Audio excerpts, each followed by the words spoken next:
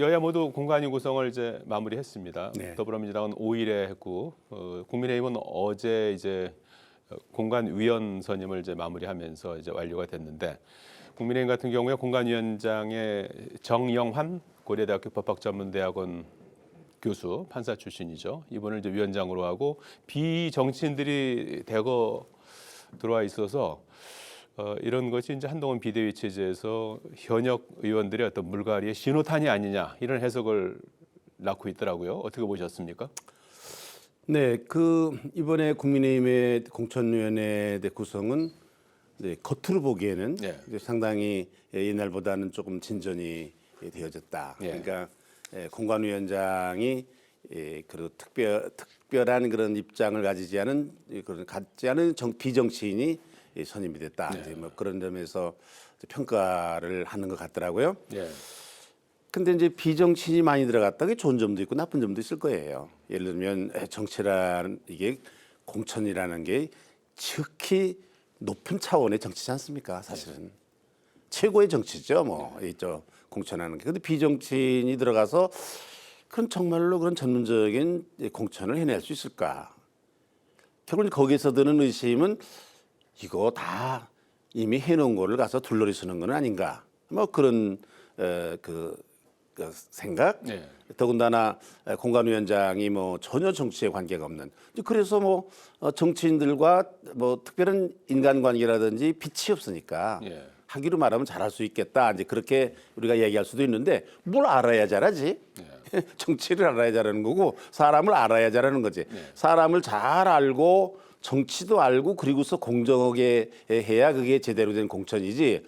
저렇게 되면은 뭐 실무자들이 자료를 준 거라든지 뭐 사실은 이 공관위원장이 공천을 제대로 하려면은 그 원 자료를 만드는 데서부터 뭐 여론조사라든지 뭐 평판이라든지 뭐 또 국회 현역 의원 같은 경우는 활동이라든지 이런 것들을 공관위원장이 잘 살펴볼 수 있는 여유도 있어야 되고 거기서부터 공천이 심사가 돼야 되는데 이미 그거 다 기초 자료가 만들어 놓은 다음에 사람을 골라라.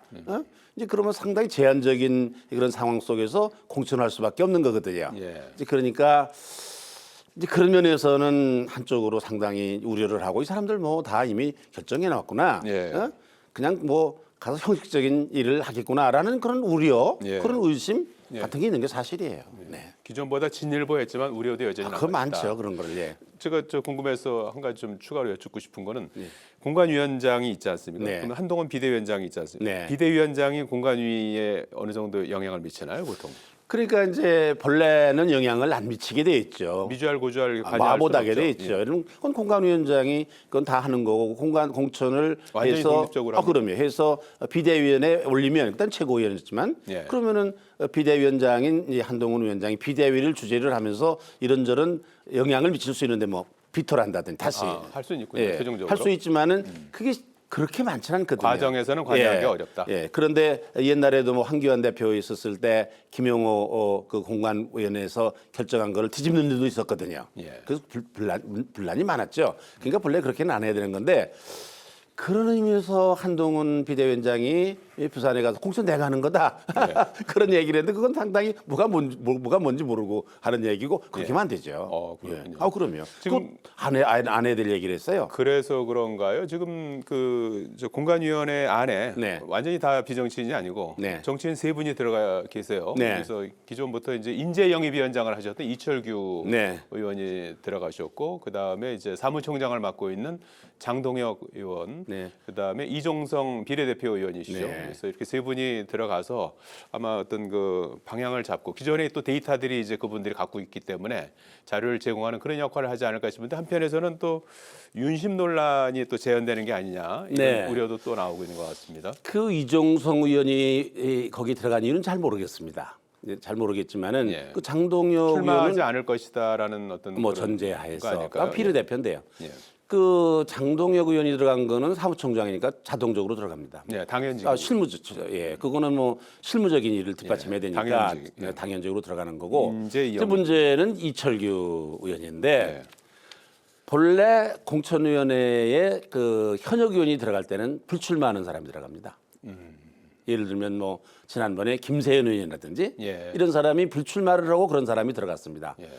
그런데 이철규 의원이 들어간 거는 굉장히 이거는 이례적인 건데요. 예. 본인이 불출마 선언 안 했고 또 하나는 이분이 사실은 얼마 전까지만 하더라도 사무총장을 했습니다. 그 당에 예. 국민의힘에 공천 작업을 실질적으로 그동안 해왔던 분이거든요. 예. 김기현 대표 체제 그렇죠. 요직에 있었죠. 예. 그리고서는 또 인재영입위원장으로 갔어요.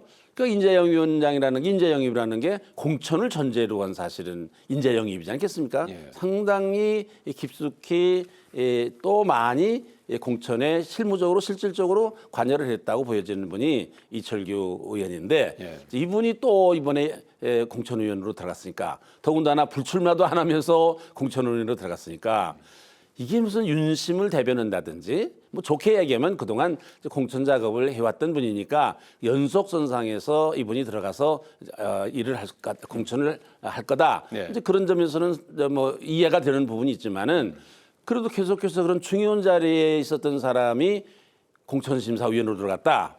뭐 실질적으로 그 사람 공천심사위원 아니겠습니까? 예. 예? 실질적으로 그러지 않겠습니까? 뭐 그러잖아. 뭐 파다하게 밖에서는 뭐 이철규 위원장이 심어놓은 사람이다. 이런 얘기가 옛날부터 뭐 파다하게 당 안에 돌아다니는 그런 상황에서 예.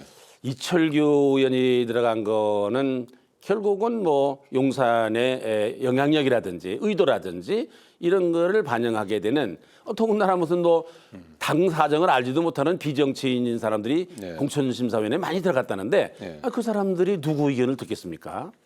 같은 그 공천심사위원 중에 이 공천에 많은 관여를 했고 아는 사람이 얘기하는 거를 한다고 그런 영향이 있을 수밖에 없다고 그러면은 예. 그거는 그런 의심을 사기 어느 누구의 어쨌든 또 용산의 그런 뭐 영향력이 예. 뭐 이렇게 행사될 수밖에 없다. 강력하게 그것도 행사될 수밖에 없다. 더군다나 사무총장이 지금 0.5선이에요. 예. 국회의원 얼마 되지도 않는 분이에요. 장동혁 예, 사무총장. 예. 이것도 의례거든요. 예. 원래 사무총장은 재선급 이상 3선급이 하는 건데, 예. 그러니까 정치를 전혀 모르는 분이에요. 예. 당도 모르는 분이에요. 또 이분이 판사 출신이에요. 이제 이런 데다가 아주 정치적인 오래 정치를 했고 당내에 그 영향력이 있고 또 공천을 실질적으로 그동안 주도해 왔던 그 작업을 미리 해왔던 이철규 의원이 들어갔다. 그거는 뭐 누가 뭐라고 하더라도 예. 그거는 뭐 어린아이라도 저건 앞으로 국민의힘의 공천이 어떻게 진행될 거다라는 거를 짐작할 수 있는 일이죠. 예, 그러니까 알겠습니다. 이철규 의원이 잘해야죠. 예. 그런 부분을 이제 다 보고 있다는 것을 감안해서 그러니까 이제 국민들이 이걸 하시길 잘 할 텐데 바라겠습니다. 그러니까 예. 제대로 해야죠. 이제 이철규 의원이 뭐 누가 뭐라고 해도 그건 이철규 작품이다 이럴 거란 말입니다. 예. 그러니까 이거 뭐 책임도 져야 되는 거죠 나중에 공천에 대해서. 네. 예. 민주당 말씀도 좀 나눠봐야 될 것 같네요. 민주당은 뭐 시스템 공천 체제가 이제 확립이 돼 있습니다. 그러나 여전히 이제 민주당 같은 경우에도 그 시스템 공천에 대해서 뭐 친명이든 비명이든 과연 그 뭐 100% 신뢰를 하고 있느냐 하는 부분에 대해서는 조금 좀 의구심을 갖는 분들이 많은 것 같아요. 그래서 최근에 하위 20% 명단이 공관위로 건네졌다는 거 아니겠습니까? 그래서 당 분위기도 상당히 뒤숭숭한 그런 상황이라고 하는데 민주당 상황 어떻게 보시나요? 민주당은 뭐 당심 50%, 민심 50% 이렇게 해서 이제 그 시스템 공천으로 하고 있죠. 어느 정당이든지 시스템 공천한다 그러죠. 국민의힘도 있어요. 예. 그런 그 룰이 있어요. 국민 여론조사 얼마 그거 뭐 다 있습니다. 뭐 그러니까 민주당에서도 시스템 공천한다고 그러는데 그거 어느 국민이 민주당이 지금 시스템 공천한다고 믿겠습니까? 뭐 이재명 대표의 의중에서 그거는 뭐 객관적으로 드러나는 것도 있습니다. 공천 부자격자를 골라내는 작업을 우선 하지 않았습니까? 예. 거기 황운하라는 사람이 들어갔어요. 예. 이 사람 1심에서 유죄받은 사람입니다. 예. 노웅래도 지금 노웅래 의원도 재판하는 중에 있습니다. 그런 사람들이 들어갔다. 뭐 더 말할 것도 없이 그렇게로 말하면 이재명 대표도 뭐 지금 기소가 돼가지고 재판 여러 개 받으니까 그 시스템 공천적으로 공천을 적용한다고 뭐 이재명 대표부터 공천 부적격자죠. 예. 그러니까 그런 거를 보면 그리고 또 뭐 그저께 뭐 어떤 사람하고 이재명 대표가 무슨 뭐 텔레그램 주고받다가 뭐 들킨 것도 있잖아요. 그 내용 자체가. 네. 거기에 보니까 그게 정성호 의원. 그게 뭐 시스템 공천이니까 뭐 누구를 넣어야 된다 빠른 그 이재명 대표의 의사가 아주 많이 반영이 돼 있는 그런 것이 자기들끼리 몰래 하다가 어떤 이게 들켜져 가지고서 밝혀진 거 아닙니까? 그런 걸 보더라도 민주당이 시스템 공천한다 그럼 소두술 얘기죠. 그거야. 이재명 어떻든 뭐 이재명 대표의 의중에 의해서 공천을 하는 거다. 이제 그렇게 보는 건데 그것도 그 객관적인 증거 중에 하나가 뭐 이낙연 대표 이런 사람들 지금 다 탈당하고 있지 않습니까? 그게 보겠습니까? 거기서 공천 받을 수 있다. 뭐 원칙과 상식이라든지 뭐 이런 분들 있잖아요. 세 사람이 지금 탈당을 했는데 내가 거기서 공정하게 시스템적으로 공천을 받을 수 있다. 그럼 그 사람이 왜 탈당하겠습니까? 네. 이제 그런 걸 보더라도 저건 시스템 공천한다는 국민들에 대해서 하는 말이지 저게. 저는 뭐 그렇게 된다고 생각하고 뭐 역대의 어떤 당이 공천을 대표가 하는 적이 있습니까? 더군다나 뭐 저렇게 이재명 대표의 그 민주당 뭐 거의 사담화되다시피 한 그런 당인데 난 뭐 당연히 그러리라고 생각합니다. 네. 예. 네. 결국 뭐 총선 승패를 가르는 것이 이제 공천이라는 얘기를 많이 하지 않습니까? 네. 그래서 여야 모두 이제 얼마나 잡음을 최소화하면서 공천을 해낼지 이 부분은 이제 국민들과 함께 지켜볼 대목인 것 같습니다. 이낙연 전 대표가 정계에 입문한 지 24년 만에 어제 민주당을 떠났습니다. 탈당 후 이제 신당 창당을 선언하지 않았습니까? 네. 이낙연 전 대표는 뭐 5선 의원이고 전남지사도 했고 문재인 정부에서 총리도 하셨습니다. 네. 예, 그래서 이제 나가면서 이제 탈당의 변으로 김대중 노무현 정신은 사라지고 1인 방탄 정당으로 변질됐다. 네. 다당제의 새로운 길을 가겠다 이렇게 네. 밝혔습니다. 탈당과 신당 창당 기자회견 선언 어떻게 보셨습니까? 명분은 뭐 상당히 공감이 되는 그런 좋은 명분이라고 생각합니다. 탈당할 만한 그런 명분이다 이렇게 생각이 드는데 예. 그 이낙연 전 대표가 본래 성격적으로 상당히 소심한 분이거든요. 조심조심 그러는 분이거든요. 네. 근데 그 자기 말한 그 20몇 년이나 있었던 당을 탈당을 한다. 뭐 또 그냥 그 당에 있었던 것도 아닙니다. 거기서 총리도 하고 당 대표도 하고 뭐 대통령 후보 경선도 나오고 뭐 전남지사도 하고 국회의원도 5선이나 하고 그게 그냥 괜히 25년 있었던 분이 아니거든요. 예. 그런 분이 탈당을 했다. 또 성격적으로 상당히 조심성 있고 소심한 분인데 이분이 탈당을 했다. 저거는 난 보통 일은 아니라고 생각합니다. 저는 뭐 이거 처음에 탈당 얘기가 나왔지만 저분이 성격적으로 참 못할 거다. 또 민주당과의 그동안의 관계 저거 쉽지 않을 거다 생각했는데 탈당을 했거든요. 예. 그러니까 저게 혼자 결정한 일은 아닐 거로 생각합니다. 누구랑 상의했을까요? 상당히 많은 말하자면 물론 당장 비명계, 당장 공천을 받기가 어려운 비명계의 뭐 사람들 미리 나가서 뭐 준비를 한다. 이제 뭐 그런 면도 있을지 모르지만은 네. 혹시 뭐 동교동계라든지 혹시 뭐 문재인 전 대통령이라든지 문재인 대통령 있을 때 총리도 하고 그랬거든요. 예. 그러니까 뭐 혹시 그런 그 민주당의 그런 정치 세력들과 연관이 있는 것이 아닌가 뭐 그런 의심을 해보게 됩니다. 네. 그렇게 되면은 상당한 적의 파급력이 있을 거다. 사실은 뭐 이재명 대표는 민주당에 뿌리가 있는 분이 아니거든요. 예. 또 오래 민주당에 정치한 분도 아니고 그렇기 때문에 이거는 상당한 민주당의 파급력이 있는 분인데 어떻게 이재명 대표가 나는 저분을 어떻게든지 탈당을 못할 게 막을 거다 생각했는데 어떻게 저까지 갔습니다. 좀 굉장히 지켜볼 일이라고 생각합니다. 네. 이번 총선에 상당한 변수가 될 수도 있는 대목이죠. 그 이낙연 대표의 탈당을 만류하는 성명을 129명이 냈는데 사실은 이 만류가 아니라 이 규탄이거든요. 예. 근데 민주당직 국회의원이 164명입니다. 그러면 30여 명이나 되는 사람들이 지금 거기 동참을 안 했다는 거거든요. 예. 물론 뭐 지도부는 안 했습니다. 뭐 정청래 같은 분도 안 하긴 안 했고 홍익표라든지 안 하긴 안 했지만 그러나 이 129명도 공천을 앞두고 이게 이재명 대표의 뜻일 텐데 예. 주류의 뜻일 텐데 그게 뭐 나는 안 하겠다 그렇게 할 수 있는 그런 상황이 상당히 어려웠을 거거든요. 예. 그러니까 그래서 뭐 부득이하게 거기다 이름을 올린 사람이 있을 텐데 그럼에도 불구하고 30여 명의 현역 의원들이 그 성명에 동참하지 않았다. 이제 이거는 굉장히 그 한번 관찰해볼 또 새겨볼 만한 그런 의미 있는 일이라고 저는 봅니다. 예. 네. 현재는 뭐 아직은 어떤 모습을 이제 띠게 될지 제3지대 모습이 이제 어떤 모습을 띠게 될지 가늠하기가 참 어려운 그런 상황입니다. 네. 현재로서는 이제 지금 이낙연 전 대표도 이제 탈당을 한 거고요. 네. 앞서서 이제 이준석 전 대표, 국민의힘에서도 이제 전 대표가 나가서 신당을 지금 추진하고 있는 상황이고, 그 외에 이제 원칙과 상식 의원들도 이제 당장은 일단 별도로 신당 그렇죠. 추진하는 것 같아요. 그리고 그에 앞서서 이제 금태섭 의원하고 양양자 의원이 추진하는 신당 이렇게 해서 5개의 어떤 거점이 있는 걸로 보이는데 그 이합 집산이 어떻게 되느냐에 따라서 그야말로 태풍의 눈이 될 수도 있고 또는 찻잔 속의 태풍이 될 수도 그렇습니다. 있고 뭐 이렇게 될 것 같은데 어떻게 전망하시는지요? 그야말로 정치의 계절이 들어왔어요. 이합 집단의 계절이 들어왔는데 저는 지금 나간 사람들이 어떻게 하느냐 하는 게 중요한 게 아니라 국민의힘과 민주당이 어떻게 공천을 하느냐에 달려 있다고 생각합니다. 또 어떻게 쇄신하느냐에 달려 있다고 생각해요. 예를 들면 그 점에 있어서 민주당하고 국민의힘이 상당히 경쟁 관계에 있다고 생각해요. 혁신 경쟁? 그렇죠. 혁신 경쟁, 공천 경쟁. 만약 국민의힘에서 공천을 만약 실패한다. 그렇게 되면은 이준석 신당이 상당한 탄력을 받을 거 아니겠습니까? 그다음에 민주당에서 만약 공천에 실패를 한다, 쇄신에 실패한다. 그러면 또 뭐 이낙연 대표라든지 상당한 그런 탄력을 받을 거 아니겠습니까? 그렇죠. 이제 그러면은 총선 자체가 상당한 변수가 있을 거라고 생각을 하고요. 또 이제 이 사람들이 나가서 지금 5갈래가 4갈래, 5갈래가 있는데 어떻게 빅텐트를 칠 거냐 안 칠 거냐. 사실은 뭐 반윤, 반이 이런 그 명분에 있어서는 크게는 이준석 대표와 뭐 저기 금태섭 이런 분들 또 원칙과 상식 분들은 다 뭐 나중에는 흡수가 될 분들인 것 같고요. 같이 연합을 하게 될 분들인 것 같아요. 어떤 2갈래인데 크게 보면은 결국은 그런 점에 있어서는 명분은 있는 거거든요.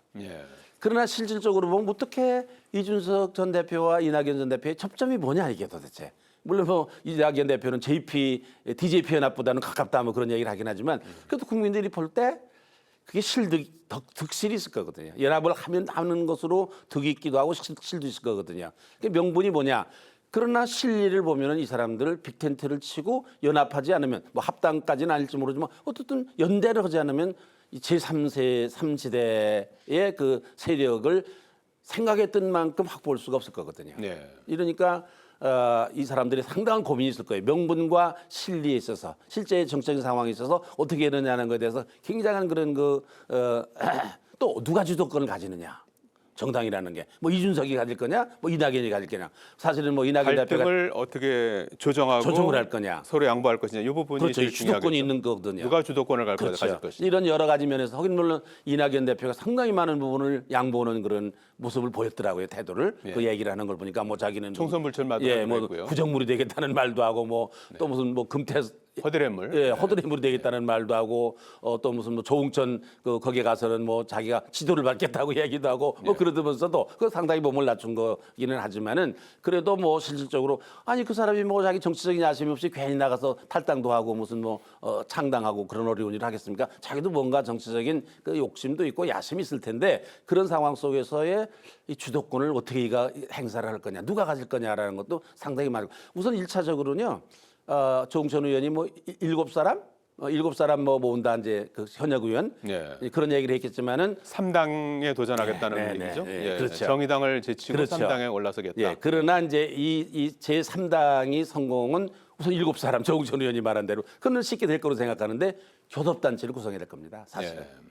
그다음에 그렇습니다. 15% 이상의 지지를 받아야 되는 거고 이거를 어떻게 사람들이 충족하느냐는 게 현 시급한 그런 과제인데 중요한 과제인데 그거는 민주당과 국민의힘이 공천을 시작했으니까 뭐 그 결과에 따라서 승패가 좌우되리라고 그렇게 생각을 합니다. 이낙연 전 대표, 이준석 전 대표의 어떤 그 결합 여부는 아직은 좀 더 봐야 될 부분이고. 이낙연 대표는 조금 적극적인 것 같고 현재로는 이준석 대표는 조금 멀다고 그러잖아요. 그러면 이낙연 전 대표하고 원칙과 상식의 결합은 어떻게 전망하시나요? 그건 어차피 같은 당 출신들이기 때문에 저는 뭐 같이 가리라고 생각합니다.